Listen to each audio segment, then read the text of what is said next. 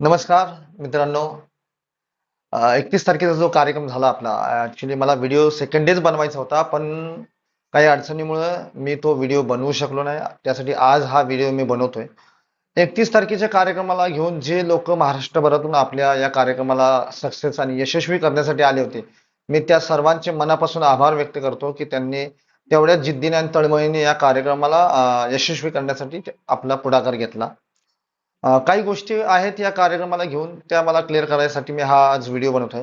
बरं, ज्या कार्यक्रमामध्ये आम्ही ज्या कमिटमेंट केलेल्या आहेत, आपल्याला ज्या तुमच्या समस्या आहेत, ज्या तुमचे प्रश्न आहेत, ते जे आम्ही तुम्हाला क्लिअर करण्यासाठी किंवा तुम्हाला ते प्रश्नांची उत्तर मिळण्यासाठी किंवा तुमच्या ज्या काही अडचणी आहेत त्या आम्ही पूर्ण करण्यासाठी आम्ही जे तुम्हाला गाईडलाईन्स दिलेले आहेत की ते आम्ही पूर्णपणे तुम्हाला मार्गदर्शन करून तुमच्या कर्जासाठी आम्ही नक्कीच तुम्हाला मदत करणार आहोत. तो तर पार्ट आपला आहे एक संघटनाचा, त्यामुळे आम्ही तुमच्या सोबतच आहोत, काही काळजी करायची गरज नाही. फक्त सांगण्याचं उद्दिष्ट एकच आहे की नवनाथ दुधा साहेब हे या कार्यक्रमाला आल्यामुळे काही लोकांचा मला फीडबॅक आलेला आहे की कसे काय कधी कसं झालं काय झालं, म्हणजे ते वेगवेगळे प्रश्न येत होते. म्हणून मला हा व्हिडिओ एक बनवायचा आहे की तुमच्यापर्यंत मला हा मेसेज देणं खूप गरजेचं आहे. तर मित्रांनो, महाराष्ट्रामध्ये जर जनता सरकार मोर्चाला जर कोणी आणलं असेल तर सर्वप्रथम ते आहेत नवनाथ दुधा साहेब. त्यांनी महाराष्ट्रात आपल्या संघटनेला JSM ला आणून जिल्ह्या जिल्ह्यामध्ये तालुक्यांमध्ये त्यांनी ते कार्यक्रम केलेले आहेत. बरेच ठिकाणी त्यांनी आपले साथींना जोडलेलं आहे, कर्जदारांसाठी ते पुढे धावलेले आहेत. मग अशा व्यक्तीला जर सोडणं तर हे चुकीचं असल्यामुळे मी विचार केला त्यांना या कार्यक्रमाला आमंत्रित केलं पाहिजे. पण त्यांचं असं कोणतंही कन्फर्मेशन नव्हतं आपल्याकडे की ते कार्यक्रमाला येतील म्हणून. मला कार्यक्रमाच्या दिवशी त्यांचा कॉल आला होता की मी येतोय पुण्याला. तर मी त्यांना इन्व्हाइट केलं होतं की ठीक आहे, तुम्ही येऊ शकता कार्यक्रमाला. तर ते आले होते कार्यक्रमाला आणि ते या विचारावरती आले होते की फक्त आणि फक्त कर्जाच्या मुद्द्यावरती ते आपल्या सोबत आहेत. त्यांची जी राजकीय वाटचाल असेल ती त्यांची व्यक्तिगत असणार आहे. याच्यात कोणावरती कोणीही आपल्या स्वतःवरती दबाव किंवा असं प्रेशर क्रिएट करून घेऊ नये. ते लढतायत आणि त्यांची ते क्रांतिकारी भूमिका आहे, त्यामुळे ते इलेक्शन मध्ये उभा राहिलेले ते त्यांचं ते लढतील. ज्यांना कोणाला पाठिंबा द्यायचा ते देऊ शकतात. याच्यावरती कोणाचाही दबाव नाहीये. आपण स्वतंत्र आहोत. आम्ही म्हणतोय की जावा करा, हे असं काही भाग होणार नाहीये. त्यामुळे तुम्ही त्याचं काही टेन्शन किंवा प्रेशर क्रिएट करून घ्यायचं नाहीये. आपल्याला फक्त आणि फक्त संघटन मजबूत करण्यासाठी सर्व लोकांनी जे जे महाराष्ट्रामध्ये कर्जावरती काम केलेले आहे त्या सर्वांना आपल्या सोबत घेऊन काम करण्याची जी भूमिका आहे आपली, तीच आपण या ठिकाणी मांडलेली आहे. याच्यात माझा वैयक्तिक किंवा त्यांचा काही व्यक्तिगत असा कोणताही स्वार्थ किंवा काही नाहीये. मला फक्त महाराष्ट्राच्या जनतेसाठी एकत्रितपणे जे आम्ही संघटन मजबूत करू शकतो त्या पद्धतीने मला काम करण्यासाठी मी हा पुढाकार घेतला होता. तर लोकांमध्ये काय गैरसमज पसरवण्यात आले होते, ते गैरसमज कोणी करून घेऊ नये. जनता सरकार मोर्चाच्या नावावरतीच आपण हा कार्यक्रम केलेला आहे. बरं, जनता सरकार मोर्चाचं एक मिशन आहे की जनता सरकार मोर्चामध्ये देवेंद्र भाई म्हटले होते जसे कार्यक्रमामध्ये कि अगर 50 संगठन हमारे साथ जुड़े हुए हैं तो 51वां संगठन वो आपका हो सकता है. मग मला सांगा, जर आपल्यासोबत अजून मी एक दोन संघटन जर वाढवत सोबत घेऊन मी काम करत असेल तर ते काही चुकीचं आहे का? मला तुम्हीच सांगा.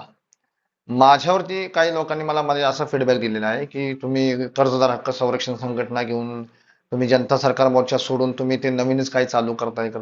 तर मी तुम्हाला सांगतो मित्रांनो की आपलं असं काही नाही. एक लक्षात ठेवा, जिस थाली में खाया उस थाली में छेद करना ये कभी नहीं होगा. जो कर्जे का मुद्दा JSM लेकर महाराष्ट्र में उतरा था और जो JSM ने हमें ज्ञान दिया है, वो ज्ञान हम कैसे छोड़ सकते हैं या उस ज्ञान के साथ में हम कैसे गद्दारी कर सकते हैं? आज जो देश के लिए लड़ाई हमारे देवेंद्र भाई लड़ रहे हैं, उनको हम साथ देना चाहिए, ना कि उनके खिलाफ हम दूसरा संगठन तैयार करके उनके अपोज में खड़े होना है. ये कभी नहीं होगा. तो हे कधी होणार नाही. सॉरी, मी हिंदीत बोलत सुटलो. हे कधीच होणार नाही. आपल्याला महाराष्ट्रामध्ये जेवढं काय असेल, जितकी लोक आपल्या सोबत येतील त्यांना सर्वांना आपल्याला सोबत घेऊन जायचं आहे. तुम्ही हा विचार करू नये की मी व्यक्तिगत मी वैयक्तिक कुठं मी एक वेगळं संघटन तयार करून चाललोय किंवा काय. असं काही नाहीये. JSM सोबत आपण होतो, आहोत आणि राहणार, हे क्लिअरली माझं स्टँड आहे. मग मी प्रत्येक व्यक्तीच्या मदतीला मी धावत जातोय. आज महाराष्ट्रभर आपण पळतोय. फक्त आता माझं म्हणणं हे आहे की लोकांना कसं आपण अवेअर करू शकतो, शक्ती कशी वाढवू शकतो. तुम्हाला काही अडचणी आल्या असतील तर मला तुम्ही फोन करू शकता. तुम्हाला काय पाहिजे ते नॉलेज किंवा ज्ञान तुम्हाला ते दिलं जाईल, पूर्ण माहिती दिली जाईल, तुम्हाला शिकवलं जाईल. तुम्ही संघटनेला मजबूत करण्याचं काम तुम्ही या ठिकाणी करायचं आहे. दुसरी गोष्ट, प्रवीण तरेंना देखील आपण या कार्यक्रमाला आमंत्रित केलं होतं. ते सुद्धा JSMचेच जुने सहकारी आहेत आपले. त्यामुळे त्यांना कर्जाच्या विषयावरती, कर्जाच्या मुद्द्यावरती आपण त्यांना आमंत्रित केलं होतं.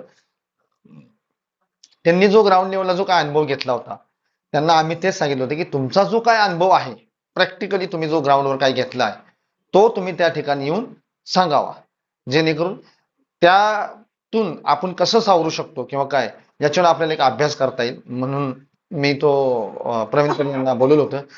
प्रवीण तरे यांना मी क्लिअरली सांगितलं होतं की जो त्यांचा जो 11,000 रुपयाचा जो काही योजना त्यांनी ते घेऊन आलेली आहे, त्या योजनेशी आपला काही संबंध नाही. याच्या आधी पण एक मी व्हिडिओ बनवला होता की 11,000 रुपये तुम्ही त्या व्हिडिओमध्ये त्या सिस्टमला लावा, सॉफ्टवेअरमध्ये लावा, 11,000चे तुम्हाला 11 लाख रुपये दिले जातील, असं काय ते त्यांचा तो फंड आहे. मला तो पटलेला नाहीये. ते एक MLM सिस्टम आहे. दुसरी गोष्ट, मनी सर्क्युलेशनचा हा पार्ट आहे, त्यामुळे याला कोणतीही शासनाची परवानगी नसते. उद्याच्याला जर समजा हे वाढत गेलं आणि समजा सरकारच्या नजरेमध्ये ही गोष्ट आली, तर मित्रांनो तुम्ही विचार पण करू शकत नाही की तुमचे अकाउंट फ्रीज होतील किंवा तुमचे अकाउंट लॉक होतील, काही होऊ शकतं. तेव्हा हा टोटली मनी सर्क्युलेशन चालू आहे, जे हे अवैधरित्या हे मनी सर्क्युलेशन करतायत. त्याच्यामुळे माझा हा पहिल्यापासून त्यांना विरोध आहे. पण आज देखील ते काय करतात, माझ्या नावाचा जो त्यांनी तो ID क्रिएट केलेला आहे, आज बऱ्याच लोकांना ते आता 31 मार्चचा जो आपला कार्यक्रम झाला, त्या ठिकाणी देखील त्यांनी काय केलं, त्यांच्यासोबत जे लोक त्यांचे सहकारी आले होते त्यांनी लोकांना सांगितलं, जर तुम्हाला कर्जमुक्ती व्हायचं आहे तर तुम्ही या प्लॅन मध्ये या, तुम्हाला असं मिळेल, तसं मिळेल, हे मिळेल, ते मिळेल. त्यांनी बरीच लोक तयार पण केलेले आहेत. पण मला त्याच्याशी काही घेणं नाही त्या 11,000च्या प्लॅनशी.